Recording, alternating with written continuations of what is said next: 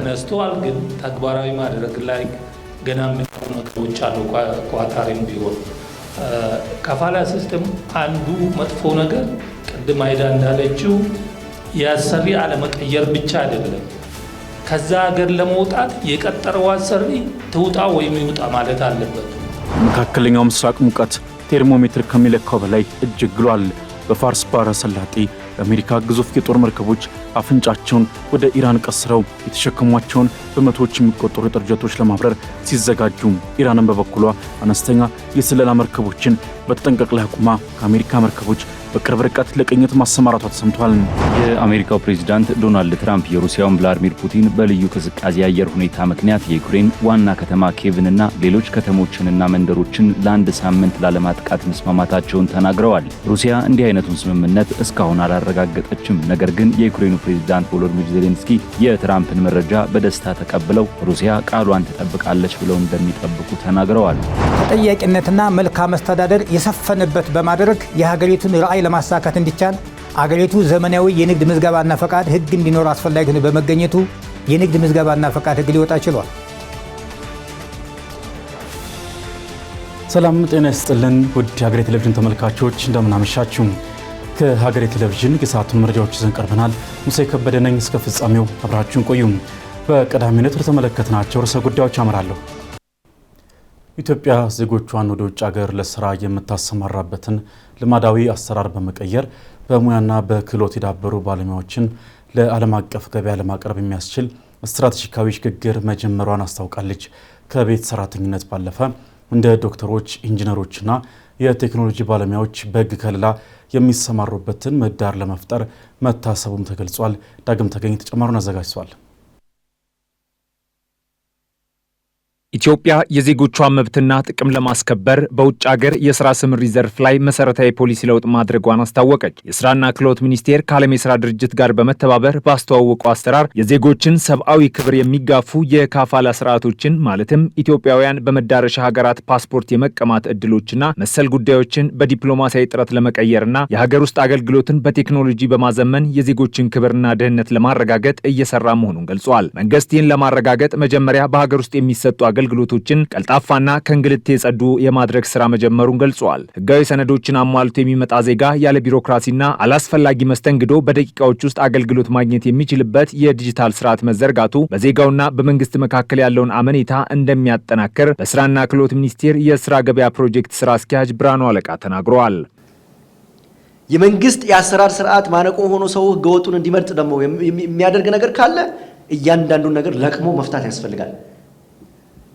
ለመረጃ እንዲሆናችሁ አንድ ሰው ህጋዊውን ሰነድ አሟልቶ መንግስትን ከሀገር ወጥቼ እንድሰራ ፍቀድልኝ ብሎ ለመጠየቅና ፍቃድ ለመውሰድ በአሁን ሰዓት የሚፈጀው 30 ደቂቃ እንኳን የሚፈጅ አይደለም። ይሄንን የአገልግሎት ሴንተሩ ጋር ሄዳችሁ እናንተው ራሳችሁ ማረጋገጥ ትችላላችሁ።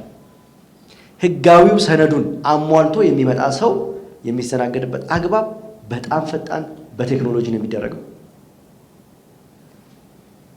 ግን ህገወጥ የሚሆንበትን ደግሞ ሰው የአሰራር ስርዓት ማነቆዎች ብቻ አይደሉም። ምክንያቱም እዚህ ውስጥ ክሪቲካል ስቴክሆልደር የሆኑት ብዙ ተቋማት ናቸው። ከወንጀል ነፃ ሰርተፊኬት ማግኘት አለበት፣ የጤና ምርመራ ማግኘት አለበት፣ ፓስፖርት መገኘት አለበት፣ ስልጠና መገኘት አለበት። እነዚህ ነገሮች አሟልተን ካልሰጠን አንዱ የተጓደለ እንደሆነ ሰው መሄድ አይችልም። ከአገልግሎት ፍጥነት ባሻገር ኢትዮጵያ በዓለም አቀፍ የስራ ገበያ ላይ ያላትን ድርሻ ለማሳደግ ስትራቴጂካዊ የሙያ ሽግግር እያደረገች እንደምትገኝም ተነግሯል። ዜጎች በዝቅተኛ የጉልበት ስራ ብቻ ተሰማርተው ለተለያዩ በደሎች ከሚጋለጡ ይልቅ በሰለጠነ የሰው ኃይልና በሙያ ልዕልና ተወዳዳሪ እንዲሆኑ እየተሰራን ያሉት ደግሞ የኢትዮጵያ ሰራተኞች ማህበር ፕሬዚዳንት ካሳሁን ፎሎ ናቸው። ይህም ለሀገር የሚገባው የውጭ ምንዛሪ እንዲያድግ ከማድረጉም ባለፈ የኢትዮጵያ ባለሙያዎች በዓለም አቀፍ መድረክ ያላቸውን ተቀባይነት ከፍ የሚያደርግ ሀገራዊ ፋይዳ እንዳለው ተገልጿል። ለዚህም የዶክተሮች የኢንጂነሮችና የቴክኖሎጂ ባለሙያዎች ስምሪት ትኩረት ተሰጥቶታል ተብሏል። ካፋላ ሲስተም እንዲወገድ እንደ ሰራተኛ ማህበር በአፍሪካም በዓለም አቀፍ ደረጃ እየታገልን ያለን፣ ይሄን ደግሞ የዓለም አቀፍ ሰራተኛ ማህበራት ኮንፌዴሬሽን ይዞት የሚመራ ለምሳሌ ካፋላ ሲስተም ካታር ላይ እንዲነሳ አድርገናል። ያደረግነው የዓለም አቀፍ ፉትቦል እዛ ይካሄድ ነበር። ያ ከመካሄዱ በፊት ነው። እዛ እንዳይካሄድ ከፍተኛ ዘመቻ በየሀገሪቱ አረብ በየኮንፌዴሬሽኑ ኮንቲኔንቱ አርገን አጠቃላይ ታግለንበት ፉትቦል ከሚቀር ወይስ ካፋላ ሲስተም የሚነሳ ነው። በዚህ ነው እንትኔ ውስጥ የገባንና ካፋላ ሲስተም ተነስቷል፣ ግን ተግባራዊ ማድረግ ላይ ገና የሚቀሩ ነገሮች አሉ። ኳታሪም ቢሆን ካፋላ ሲስተም አንዱ መጥፎ ነገር ቅድም አይዳ እንዳለችው ያሰሪ አለመቀየር ብቻ አይደለም። ከዛ ሀገር ለመውጣት የቀጠረው አሰሪ ትውጣ ወይም ይውጣ ማለት አለበት። እሱ ፈቃድ ሳይሰጥ ከዛ ሀገር አይወጣም፣ እስር ቤት ቁጭ ይላል። እስር ቤት ገብቶ እሱ ይውጣ ካላለ መውጣት አይችልም። ያ ህግ ለአሰሪዎቹ ይህን ያህል መፍት ይሰጣል።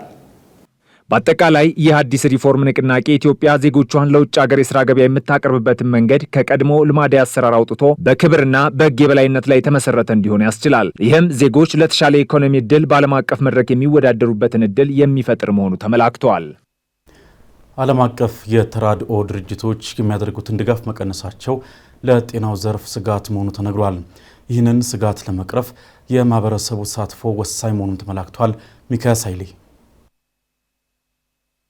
የአሜሪካ ተራድኦ ድርጅት ዩኤስአይዲ እንዲሁም ሌሎች ግብረሰናይ ድርጅቶች የሚሰጡት ድጋፍ መቀነስ ብሎም መቋረጥ ጥቂት የማይባሉ ሀገራትን ጫና ውስጥ መክተቱ ያለፉት ወራት ተሞክሮ አሳይተዋል። የጤናው ዘርፍ ደግሞ በመሰል ውሳኔዎች ትልቅ ጉዳት ካስተናገዱ ዘርፎች መካከል በቀዳሚነት ይጠቀሳል። ኢትዮጵያም በመሰሉ ውሳኔዎች ምክንያት ታገኝ የነበረው ድጋፍ ስለመቀነሱ መረጃዎች ይጠቁማሉ። ክልሎችም የጉዳዩ ቀጥተኛ ተጠቂ እንደመሆናቸው ችግሩን ለማለፍ የተለያዩ አማራጮችን እንዲጠቀሙ የሚጠቁሙ ምክረ ሀሳቦችም ቀርበዋል። ሶማሌ ክልል ከድጋፍ ጋር በተያያዘ ያጋጠመው ክፍተት መኖር አለመኖሩን አስመልክቶ ጣቢያችን ለክልሉ ጤና ቢሮ ጥያቄም አቅርበዋል። በዓለም አቀፍ ሁኔታ ያጋጠመውን ችግር ተቋቁሞ ለማለፍ የተለያዩ አማራጮችን እየተጠቀመ መሆኑን ቢሮውም ገልጸዋል። ክልሉን የውስጥ ገቢ ማሳደግ እንዲሁም የጤና መድን ሽፋንን ማጠናከር እንደ መፍትሄ የተወሰዱ መሆናቸው ተነግሯል። ፓስቶራሊስት መሆናችን ወይም ህዝቡ ከቦታ ቦታ ያንቀሳቀሰው ፓስቶራሊስት መሆናችን የራሳችን የክልሉ ስትራቴጂ አለ። አንዱ ስትራቴጂ በሞባይል ሄልዝ ቲም ማለት ተንቀሳቃስ ክሊኒኮች ኦልሬዲ ወደ 29 ተንቀሳቃስ ክሊኒኮች አክቲቭ ናቸው። አሁን ህዝቡ ያደረሰን ያለ ነው። ሌሎቹ ከሆስፒታሎችና ከሄልዝ ሴንተር አውትሪች ስትራቴጂ አውትሪች እየሰራ ነውና ከሄልዝ ሴንተር ወደ ኮሚኒቲ እየሄዱ ነው እና እሱ የተለያየ ስትራቴጂ እየሰራ ነው። ሌላ በአንግል ብናይ ደግሞ ቅድም እንዳልከው የሄልዝ ሴንተሮች ቁጥር 254 መሆኑ እስካሁን ብዙ ሄልዝ ሴንተር ኮንስትራክት ለማድረግ እንደምንጠበቀን አሁን ኦልሬዲ ኮንስትራክት እያደረገ ነው። ሆስፒታሎች ደግሞ በዚህ አመት ብቻ ወደ 12 መሆኑ ሆስፒታሎች ግንባታ ላይ ናቸው። ላስት ይርስ ደግሞ ወደ ኦልሞስት 20 የሚሆኑ ሆስፒታሎች አልቋል እና በመንግስት በኩል ኮሚትመንት ተወስዶ የሄልዝ ሴንተር፣ የሆስፒታል፣ የሄልዝ ፖስት ግንባታ እንደ ፕሪዮሪቲ ሆኖ እየተሰራ ነው።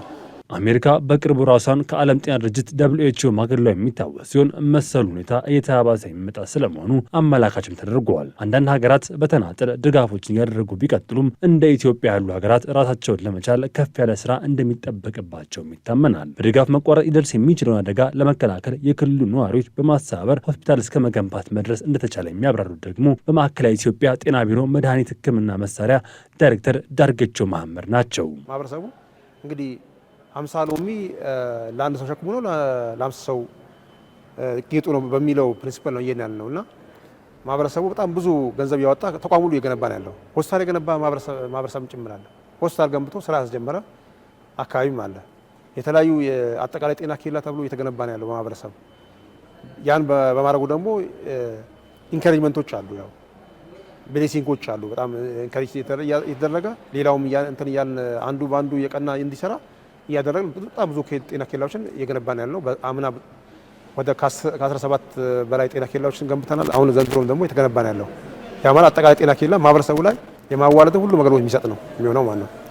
ቴስትም ጭምር የሚሰራ ነው፣ ላቦራቶሪም ያለው ጭምር ነው የሚሆነው። ስለዚህ ከአንተ እንዳልከው ግሎባሊ ቢቀንስም እኛ ደግሞ ማህበረሰብ በማነቃነቅ ያንን እየሸፈነ ያለው እስካሁን ባለው ብዙ ጎልቶ እንዳያወጣ ይዘናል ብዬ ነው ማሰብ እንደከለል። ኢትዮጵያ በተለያየ ዘርፍ አቅሟን ለማጠናከር የምትሰራቸው ስራዎች መካከል የጤናውን ዘርፍ ተጠቃሽ ነው ያሉት የጤና ሚኒስትሯ ዶክተር መቅደስ ዳባ በኩላቸው ኢትዮጵያ በጤናው ዘርፍ ላይ ራሷን ለመቻል የምታደርገው ጥረት የማህበረሰብ ተሳትፎ ከፍተኛ ሊሆን እንደሚገባ ማሳስበዋል። በ2030 የምናስቀምጣቸው ግቦች አሉ። ቢዮንድ 2030 ደግሞ የምናስቀምጣቸው ግቦች አሉ። ከዛ አንፃር በተለይ ከማህበረሰቡ ጋር ብዙ ስራዎች እየሰራን ነው። ከጤና ኢንሹራንሱ ጀምሮ የምንሰራው ስራ ከዚህ በፊት ያልነበረ ነው። በፊት የጤና መድን የሚባለውን ኮንሰፕት ራሱ በኮንሰፕት ደረጃ ብዙ ፕራክቲስ አናደርገውም ነበር። ምክንያቱም ጥቂትም ቢሆን ከህብረተሰቡ ጋር መሸፈን ያለባቸው የፋይናንሻል ዝግጅት እንዲፈልግ የጤና የፋይናንስ ስርዓቱ ከዚህ ጋር ተሳስሮ ነው ዓለም ላይ በጠቅላላ የሚሰራው። ስለዚህ ከዛ አንፃር እንደሚታወቀው ከ63 ሚሊዮን በላይ የሚሆነው ህብረተሰባችን አሁን የማህበረሰብ አቀፍ የጤና መድናችንን ተጠቃሚ ነው። ያንን ስናደርግ እዛ ውስጥ ነው ብዙ ነገሩ ያለው። ምን ያህሉ መንግስት ሌሎቹን ይሸፍናል ከተባለ ለዛ የምንጠቀመው የጤና ፕሪሚየምን ጨምሮ በጣም ዝቅተኛ ነው ከሌሎች ሀገሮች ጋር ሲስተያይ። ዘላቂ ከማድረግ አንፃር እንዴት አድርገን ከህብረተሰቡ ጋር የሚሰራ ስራ ስለሆነ እንዴት አድርገን በዘላቂነት ህብረተሰቡን መሸፈን የምንችልበት የጤና የፋይናንስ ስርዓት አንዱ የትኩረት አቅጣጫችን አድርገን እየሰራን ያለነው። የኢራን ጦር ቃል አቀባይ ብርጋዴር ጀነራል መሐመድ አክራሚኒያ በባህረ ሰላጤ የሚገኙ በርካታ የአሜሪካ ወታደራዊ ሀብቶች በኢራን መካከለኛ ርቀት ሚሳኤሎች የጥቃት ክልል ውስጥ ናቸው ሲሉ በጽኑ አስጠንቀዋል። በዋሽንግተንና ቴህራን መካከል ያለው ፍጥጫ ከፍተኛው ደረጃ ላይ መድረሱ ሲናገር፣ የአውሮፓ ህብረት በበኩሉ የኢራንን እስላማዊ አብዮታዊ ጥበቃ ኃይልን በሀገሪቱ በተቀሰቀሰው ተቃውሞ ላይ በወሰደው ደም አፋሳሽ ኃይል እርምጃ አሸባሪ ድርጅት ሲል መፈረጁ ተሰምቷል። ተጨማሪ አለን። የመካከለኛው ምስራቅ ሙቀት ቴርሞሜትር ከሚለካው በላይ እጅግ ግሏል። በፋርስ ባህረ ሰላጤ የአሜሪካ ግዙፍ የጦር መርከቦች አፍንጫቸውን ወደ ኢራን ቀስረው የተሸከሟቸውን በመቶዎች የሚቆጠሩ የጦር ጀቶች ለማብረር ሲዘጋጁ፣ ኢራንን በበኩሏ አነስተኛ የስለላ መርከቦችን በተጠንቀቅ ላይ አቁማ ከአሜሪካ መርከቦች በቅርብ ርቀት ለቅኝት ማሰማራቷ ተሰምቷል። በአየር ላይ ያለው ፍጥጫም ጠንካራ ወታደራዊ ዝግጅት እየተስተናገደበት ሲሆን የዋሽንግተን F-35 ዘመናዊ ጦር ጀቶች የቴህራንን ሰማይ አሻግረው እያዩ የበረራ ልምምዳቸውን አጠናክረው ተያይዘውታል። በመካከለኛው ምስራቅ ከፍተኛ የሚሳኤል ቁጥር እንዳላት የሚታመነው ኢራንም የሚበላኝን አሞራ ሲዞረኝ አውቀዋለሁ በማለት ከአጭር ርቀት እስከ ረጅም ርቀት ተምዘግዛጊ ሚሳኤሎቿና ድሮኖቿ በተጠንቀቅ ላይ እንዲቆሙ ባዘችው መሰረት አፈሙዛቸውን በአሜሪካ የጦር ሰፈሮች ላይ ሰድረው አጠር ቀጠን ያለ ትዕዛዝ ብቻ እየጠባበቁ ነው። የሁለቱን ሀገራን እጅግ ከባድ የሆኑ ወታደራዊ ዝግጅቶችን የተመለከቱ ወታደራዊ ጠበብትም የምጽአት ቀን ስለመቃረቡ እያተቱ ነው። ምክንያቱም ለዓመታት ኒኩሌርን ጨምሮ ግዙፍ የጦር መሳሪያ ስትታጠቅ የቆየችውና እንደ ሂዝቦላህ እንዲሁም ሀውቲ ያሉ ቡድኖችን ያሰለፈችው ቴህራን ካለም ቁንጮ የወታደራዊ አቅም ባለቤቷ ዋሽንግተን ጋር የሚለኩሱት የትኛውም እሳት እንዲህ በቀላሉ በውሃ ይበርዳል ተብሎ ስለማይጠበቅ በዛሬው ዕለት በተሰማ አዲስ ዜና ደግሞ የኢራን ጦር ቃል አቀባይ ብርጋዴር ጀነራል መሐመድ አክራሚኒያ ያሰሙት ንግግር የኢራንን የአጸፋ እርምጃ ዕቅድ ይበልጥ ያጠናከረ ሆኗል። ቃል አቀባዩ ለመንግስት ቴሌቪዥን እንደተናገሩት የአሜሪካ የአውሮፕላን ተሸካሚ መርከቦች ከባድ ተጋላጭነቶች አሉባቸው ማለታቸው በባህረ ሰላጤው ክልል የሚገኙ በርካታ የአሜሪካ ወታደራዊ ሀብቶች በኢራን መካከለኛ ርቀት ሚሳኤሎች የጥቃት ክልል ውስጥ መሆናቸውን በግልጽ አመላክተዋል። ኢራን ማንኛውም የአሜሪካ ወታደራዊ እርምጃ ፈጣንና ወሳኝ ምላሽ እንደሚሰጠው ስታስጠነቅቅ፣ በተጨማሪም ግጭቶች አጭር ወይም የተገደቡ ሊሆኑ ይችላሉ የሚለውን ሀሳብ ውድቅ አድርጋለች። ብርጋዴር ጀነራል መሐመድ ለመንግስት ቴሌቪዥን በሰጡት መግለጫ የአሜሪካ አውሮፕላኖችና ሚሳኤሎች ባሳለፍነው ሰኔ የእስራኤልን አጭር የአየር ላይ ጦርነት ለአጭር ጊዜ ከተቀላቀሉበት ጊዜ በተለየ የቴህራን ምላሽ የተገደበ እንደማይሆንም ተናግረዋል። አሜሪካውያንም እንዲህ አይነት የተሳሳተ ስሌት ከፈጸሙ ሁኔታው ትራምፕ እንደሚያስቡት ፈጣን ዘመቻ አካሂዶ ከ2 ሰዓታት በኋላ ዘመቻው ማለቁን በትዊተር ላይ እንደማወጅ ቀላል አይሆንም ሲሉ በጽኑ አስጠንቀዋል። የኢራን ጦር ቃል አቀባዩ ዛቻ የተሰማው አውሮፓ ህብረት የኢራን አብዮታዊ ጥበቃ ኃይልን አሸባሪ ድርጅት ብሎ ከፈረጀ ማግስት በኋላ መሆኑ ደግሞ ውጥረቱ ከዋሽንግተን፣ ቴህራን፣ ቴልአቪቭ አልፎ የአውሮፓን ምድር መነካካቱን አሳይቷል። ኢራን የአውሮፓ ህብረት የአብዮት ጥበቃ ጓድን አሸባሪ ብሎ መሰየሙን ተከትሎ ህገወጥና አድሏዊ ውሳኔን ውስጥ ላውግዛለች። የአውሮፓ ህብረት የኢራንን እስላማዊ አብዮታዊ ጥበቃ ኃይል በአገሪቱ በተቀሰቀሰው ጸረ መንግስት ተቃውሞ ላይ በወሰደው ደም አፋሳሽ ያለ እርምጃ አሸባሪ ድርጅት ሲል ፈርጆታል።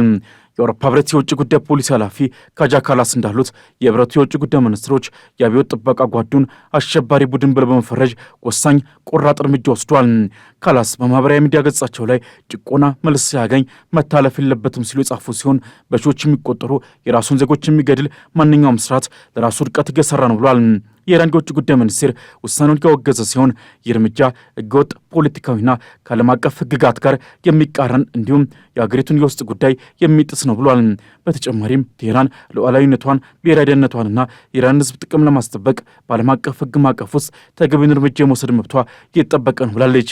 የአውሮፓ ሕብረትና አባል ሀገራቱ ይህ እርምጃ ለሚያስከትለው የትኛውም አይነት መዘዝ ተጠያቂ እንደምታደርግ አስጠንቃለች ሲል የዘገበው አልጀዚራ ነው። የአሜሪካው ፕሬዚዳንት ዶናልድ ትራምፕ ሩሲያ ለአንድ ሳምንት ተኩስ ለማቆም ተስማምታለች ሲሉ ተናግረዋል። ምንም እንኳን ሩሲያ ስምምነቱን እስካሁን በይፋ ባታረጋግጥም ፕሬዚዳንት ቮሎዲሚር ዘለንስኪ ግን ጉዳዩን በደስታ የሚቀበሉት መሆኑን ተናግረዋል። ሩሲያ ፕሬዚዳንት ዘለንስኪ ለሰላም ንግግር ወደ ሞስኮ እንዲመጡ በድጋሚ ግብዣ ማቅረቧም ተሰምተዋል። ኃይለ ገብርኤል ታደሰ።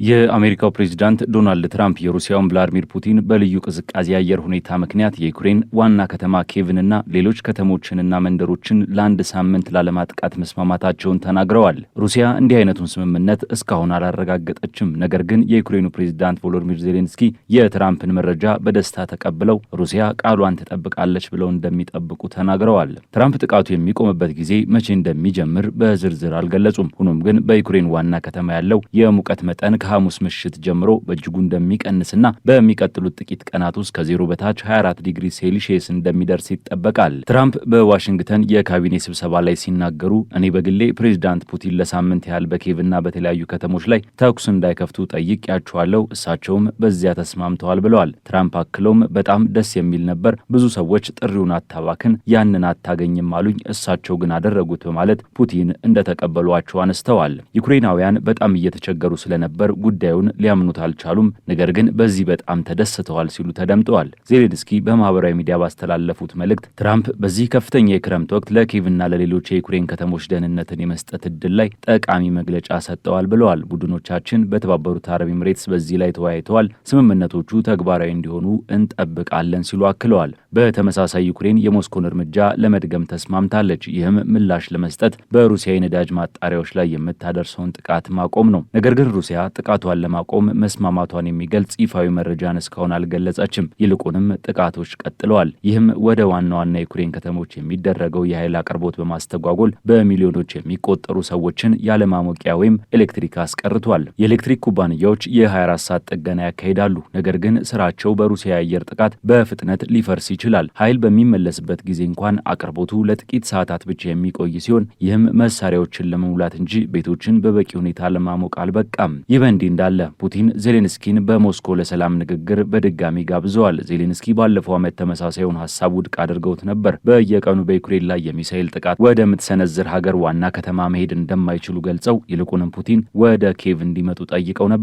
የክሬምሊን ቃል አቀባይ ዲሚትሪ ፔስኮቭ ለኢንተርፋክስ እንደተናገሩት ሞስኮ ለዜሌንስኪ ለቀረበው ግብዣ እስካሁን ምላሽ አላገኘችም። የክሬምሊን የውጭ ጉዳይ ረዳት ዩሪ ኡሻኮቭ በሁለቱ መሪዎች መካከል የሚደረግ ማንኛውም ስብሰባ በጥንቃቄ መዘጋጀትና በውጤት ላይ ያተኮረ መሆን አለበት ብለዋል። ዜሌንስኪ ሞስኮ ቢመጡ ደህንነታቸው እንደሚጠበቅም አክለዋል። የክሬምሊን መግለጫ በሩሲያና በዩክሬን መካከል አዲስ ሚሳኤልና ድሮን ልውውጥ በተደረገበት ወቅት የወጣ ሲሆን ሁለቱ ወገኖች አንዳቸው በሌላኛው የኤነርጂ መሰረተ ልማት ላይ የሚሰነዝሩት ጥቃት ለማቆም ተስማምተዋል በሚለው ዘገባ ዙሪያ ሩሲያ አስተያየት ለመስጠት ፈቃደኛ ሳትሆን ቀርታለች። ባለፈው ሳምንት የሩሲያ የዩክሬንና የአሜሪካ ተደራዳሪዎች ጦርነቱ ከተጀመረ በኋላ ለመጀመሪያ ጊዜ በተባበሩት አረብ ኤምሬትስ ለሶስትዮሽ ንግግር ተገናኝተው ነበር። ሁሉም ወገኖች ንግግሮቹ ገንቢ እንደሆኑ ገልጸዋል። ነገር ግን ቁልፍ የግዛት ጉዳዮች አሁንም መፍትሄ አላገኙም። ይህም ዩክሬን አሁንም በእጁ ያለውን የዶኔስክን ክልል 25 በመቶ ግዛት እንድትሰጥ ሩሲያ የምታቀርበውን ጥያቄ ይጨምራል። ድርድሩ ቢቀጥልም ሁለቱም ወገኖች የድሮን ጥቃቶችን መለወጥ ቀጥለዋል። ማክሰኞ ዕለት በዩክሬን ካርኪቭ ክልል የሩሲያ ድሮን በሰው ማመላለሻ ባቡር ላይ ባደረሰው ጥቃት ቢያንስ 5 ሰዎች ተገድለዋል።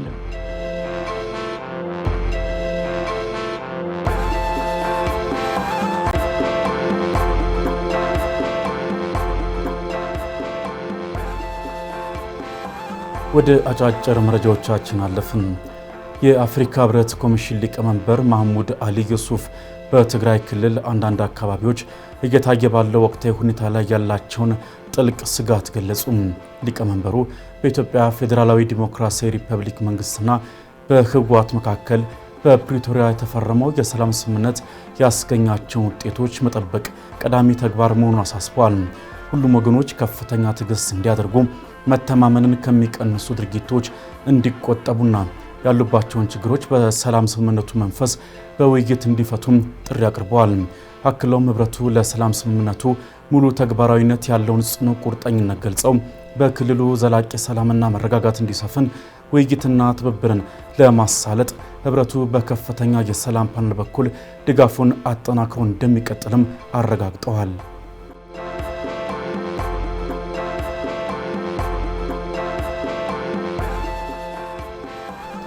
የኢትዮጵያ ብሔራዊ ምርጫ ቦርድ የ7ኛው ጠቅላላ ምርጫ የጣቢያዎችን ዝርዝር ይፋ ማድረጉን አስታወቀም።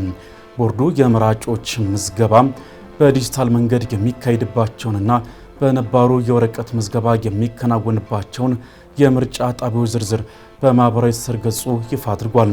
ቦርዱ በሰጠው ማሳሰቢያ አሁን ይፋ የተደረጉት የምርጫ ጣቢያዎች ቦርዱ ለምርጫ ማስፈጸሚያነት እየተዘጋጀባቸው ያሉ መሆናቸውን ጠቁሞ ወደፊት በመሬት ላይ ያለውን ተጨባጭ ሁኔታ በመዳሰስና በመገምገም አስፈላጊ ሆኖ ሲገኝ ተጨማሪ መረጃዎችን ለሕዝብ ይፋ እንደሚያደርግም አስታውቋል።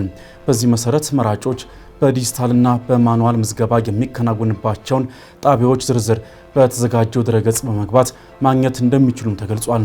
ቦርዱ ከወቅታዊ የጸጥታ ሁኔታ ጋር በተገናኘ ምርጫ ለማካሄድ አስቻይ የሆኑትን ምርጫ ጣቢያዎች ከሁሉም ባለድርሻ አካላት ጋር ተወያይቶ እንደሚለይ ማስታወቁም ይታወሳል።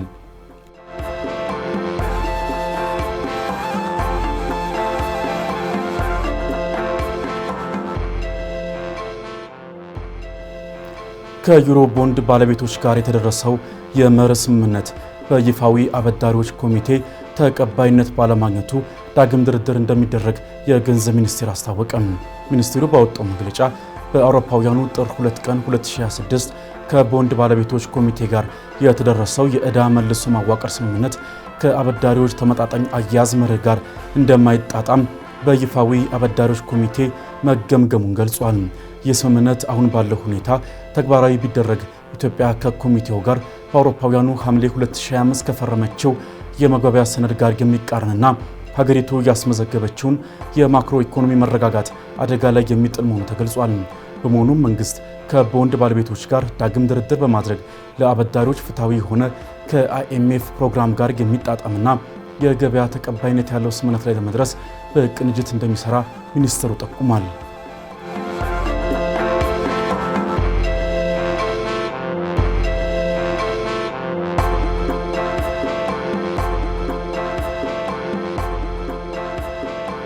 ከውጭ የኡጋንዳ ጦር አዛዥ ጀነራል የሀገሪቱ ተቃዋሚ መሪ ቦቢ ዋይን ከጸጥታ ኃይሎች እንዲያመልጡ እየረዳችሁ ነው በሚል በአሜሪካ ኤምባሲ ላይ ላቀረቡት ክስ ይቅርታ ጠየቁ። ጀነራሉ በቅድሚያ በማህበራዊ ትስስር ገጻቸው ከኤምባሲው ጋር ያለውን ግንኙነትና ትብብር ማቋረጣቸውን ቢገልጹም ከአንድ ሰዓት በኋላ ግን የተሳሳተ መረጃ ደርሶኝ ነው በሚል ጽሑፉን አንስተው ይቅርታ ጠይቀዋል። ቦቢ ዋይን ፕሬዚዳንት ዮዌሪ ሙሴቬኒ ለ7ኛ ጊዜ ካሸነፉበትና የተሰረቀ ካሉት ምርጫ በኋላ መሰወራቸው ይታወሳል። የፕሬዚዳንቱ ልጅና አልጋውራሽ እንደሆኑ የሚነገርላቸው ጀነራል ሙሁዚ ተቃዋሚውን መሪ አሳዶ ለመያዝ ዛቻ ሲሰነዝሩ የቆዩ ሲሆን ቦቢ ዋይን በበኩላቸው ጦሩ ሊያገኛቸው አለመቻሉ ደካማነቱን ያሳያል ሲሉ አጣጥሏል። ይህ በሁለቱ ወገኖች መካከል ያለው ፍጥጫ በኡጋንዳ ፖለቲካዊ ውጥረት እንዲነግስ አድርጓል ሲል አፍሪካ ኒውስ በዘገባው አስፍሯል።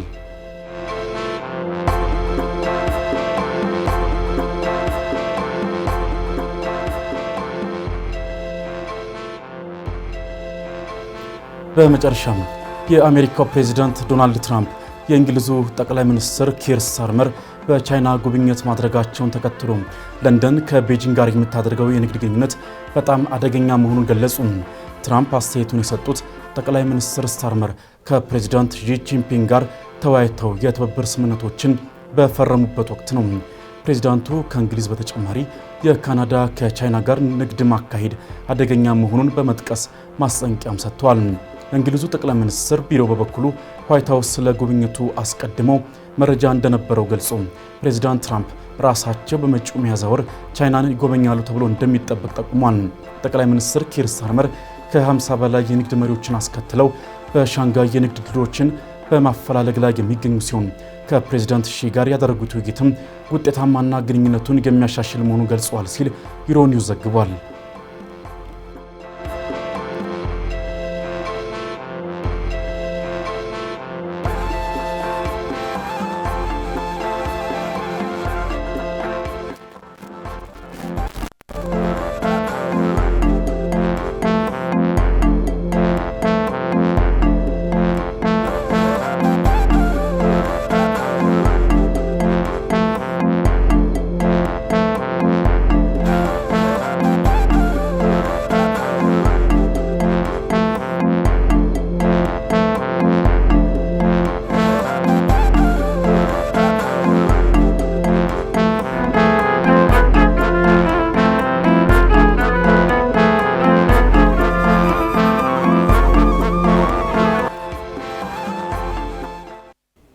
ከሀገሬ ቴሌቪዥን የምሽቱ መረጃዎች እንደቀጠሉ ናቸው።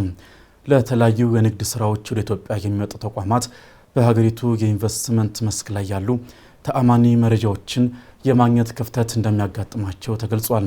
መሰሉን ችግር ይፈታል የሚል እምነት የተጣለበት አዲስ ቢሮና የንግድ ማበልጸጊያ ማዕከልም ተከፍቷል። ምረት ደግፍ በቢዝነስ ጥንቅሯ ተመልክተዋለች።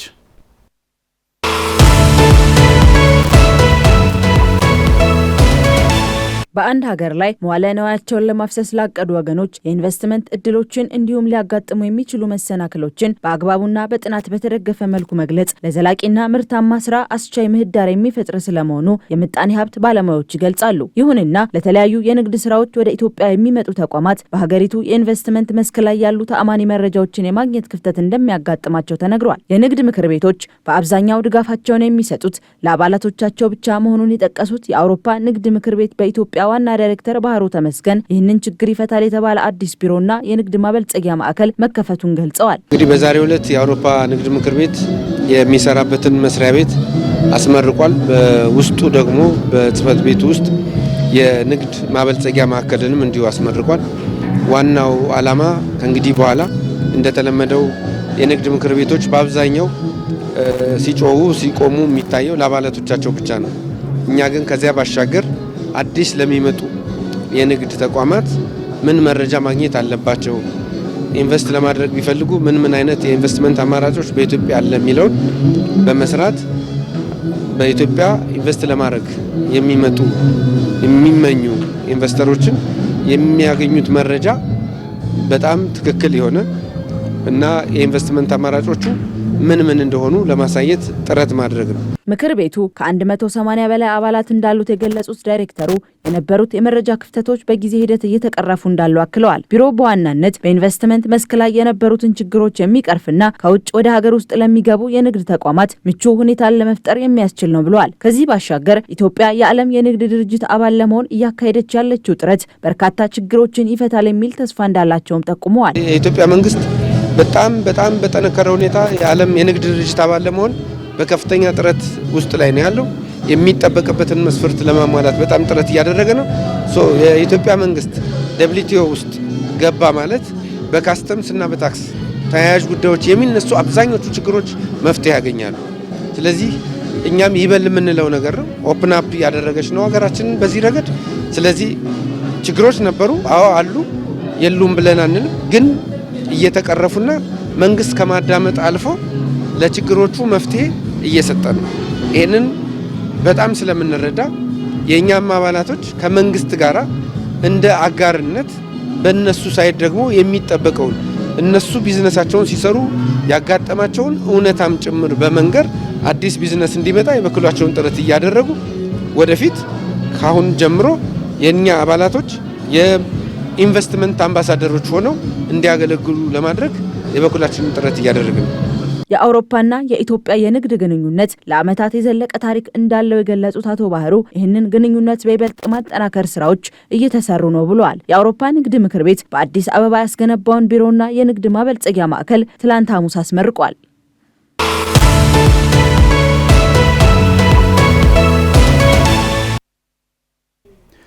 በኢትዮጵያ የንግድ ሕግ መሰረት አንድን የንግድ ድርጅት ከመነሻው ጀምሮ በሕጋዊ መንገድ ማዋቀር ለድርጅቱ ሕልውና ወሳኝ ጉዳይ እንደሆነ ይነገራል።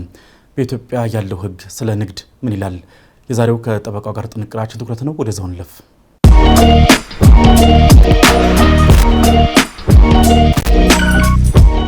ጤና ይስጥልን።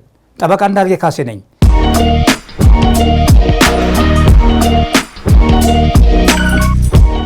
የንግድ ምዝገባና የንግድ ስራ ፈቃድ አገልግሎት አሰጣጥ ስርዓት ፍትሐዊ፣ ዘመናዊ፣ ቀልጣፋና ተደራሽ በማድረግ የንግዱን ማህበረሰብና ከንግዱ ስርዓት የሚጠብቀውን አገልግሎት እንዲያገኝ የህግና የአሰራር ክፍተቶችን በመንደፍና እርካታን በማሳደግ በሀገሪቱ ሁለንተና ኢኮኖሚ ውስጥ የበኩል ሚና እንዲጫወት ማድረግ በማስፈለጉ የንግድ ምዝገባና የንግድ ፈቃድ አሰጣጥ በዘመናዊ ቴክኖሎጂ እንዲደገፍ በማድረግ የንግድ ስርዓት ለመረጃ አያያዝ አመቺ እንዲሆን ህገወጥ እንቅስቃሴ ለመግታት የሚያስችል ለመንግስት ለህብረተሰብና የሚመለከታቸው አካላት ተገቢውን መረጃ እንዲያገኙ በማድረግ በማስፈለጉ የንግድ ስርዓት ግልጽነት፣ ተጠያቂነትና መልካም አስተዳደር የሰፈነበት በማድረግ የሀገሪቱን ራዕይ ለማሳካት እንዲቻል አገራዊ ዘመናዊ የንግድ ምዝገባና ፈቃድ ህግ እንዲኖር አስፈላጊ በመገኘቱ የንግድ ምዝገባና ፈቃድ ሕግ ሊወጣ ችሏል። ተጠያቂነትና መልካም አስተዳደር የሰፈነበት በማድረግ የሀገሪቱን ራዕይ ለማሳካት እንዲቻል አገሪቱ ዘመናዊ የንግድ ምዝገባና ፈቃድ ሕግ እንዲኖር አስፈላጊ ሆኖ በመገኘቱ የንግድ ምዝገባና ፈቃድ ሕግ ሊወጣ ችሏል። የንግድ ሥራ ፈቃድ የተሰጠው ነጋዴ ፈቃዱ በተለያየ ምክንያት ሊታገድ የሚችል ሲሆን እነዚህም የንግድ ሥራውን የጤናና የጽዳት አጠባበቅ፣ የአካባቢ እንክብካቤ፣ የአደጋ መከላከልና የንግድ ዕቃውን ወይም የአገልግሎቱን የጥራት ደረጃ ካጓደለ፣ በሕጉ የነጋዴ ግዴታዎች ተብለው የተቀመጡትን ደንቦች የጣሰ ከሆነ፣ አግባብ ያለው ባለስልጣን የሚጠይቃቸውን መረጃዎች በትክክለኛና በወቅቱ ያላቀረበ ከሆነ፣ የተሰጠው ወይም የታደሰው የንግድ ሥራ ፈቃድ በሐሰተኛ ሰነድ ወይም ማስረጃ ተደግፎ መሆኑ ከተረጋገጠ፣ ወይም ፈቃዱን ከተሰጠበት ዓላማ ውጭ ሲገለገልበት ከተገኘ፣ ባስመዘገበው የንግድ ፈቃድ አድራሻ ያልተገኘ ከሆነ፣ የንግድ ሕጉን አዋጁን ለማስፈጸም የወጡ ደንብና መመሪያ ድንጋጌዎችን የጣሰ ከሆነ አግባብ ያለው ባለስልጣን የንግድ ሥራ ፈቃዱን ሊያገደው ይችላል። የንግድ ሕጉን በአዋጁ መሰረት የወጡ ደንብና የመመሪያዎችን ድንጋጌ በመጣስ የንግድ ፈቃድ የታገደ ከሆነ ወይም በማናቸው ምክንያት አግባብ ያለው አካል የንግድ ሕግ ድንጋጌዎችን መጣሳቸውን ሲያረጋግጥ ወይም በፍርድ ቤት ትዕዛዝ የንግድ ፈቃዱ ሲታገድ የንግድ ድርጅቱ ወዲያውኑ አግባብ ባለው አካል ይታሸጋል። ጉዳዩ የሚመለከተው ባለስልጣን ፈቃዱ የታገደበት ምክንያትና አሳማኝ በሆነ ጊዜ ውስጥ ጉድለቶችን እንዲስተካከሉ ሊወስድ ስለሚገባው እርምጃ ለባለ ፈቃዱ በጽሁፍ የሚያሳውቀው ሲሆን በተሰጠው የጊዜ ገደብ ውስጥ ጉድለቶችን አስተካክሎ ሲያቀርብ በንግድ ሥራ ፈቃዱ ላይ የተጣለው እግድ ተነስቶ ስራ ላይ እንዲውል ያደርጋል። የንግድ ሥራ ፈቃድ የሚሰረዝበትን ሁኔታዎች እንመለከታለን። የንግድ ሥራ ፈቃድ የሰጠው ነጋዴ የንግድ ሥራውን በራሱ ፈቃድ የተወ እንደሆነ የንግድ ሥራ ፈቃድ የተሰጠው ወይም የታደሰው ፈቃድ በሐሰተኛ ሰነድ ወይም ማስረጃ መሆኑ ሲረጋገጥ፣ የንግድ ሥራ ፈቃዱ ከተሰጠበት ዓላማ ውጭ ሲገለገልበት ከተገኘ፣ በተሰጠው የጊዜ ገደብ ውስጥ ለንግድ ፈቃዱ እገዳ ምክንያት የሆኑት ጉድለቶች ያላስተካከለ ከሆነ፣ የኪሳራ ውሳኔ የተሰጠበት ከሆነ፣ የንግድ ሥራ ፈቃዱን ያላሳደሰ ከሆነ አግባብ ያለው ባለስልጣን የንግድ ሥራውን ፈቃድ ይሰርዛል። የንግድ ሥራዎችን ለመስራት ፈቃድ ከማውጣት ይልቅ ፈቃድ መመለስ የበለጠ ዋጋ ስለሚያስከፍል ከወዲሁ ጥንቃቄ ማድረግ ያስፈልጋል የሚለው የዕለቱ ሕገ ነክ ምክራችን ነው።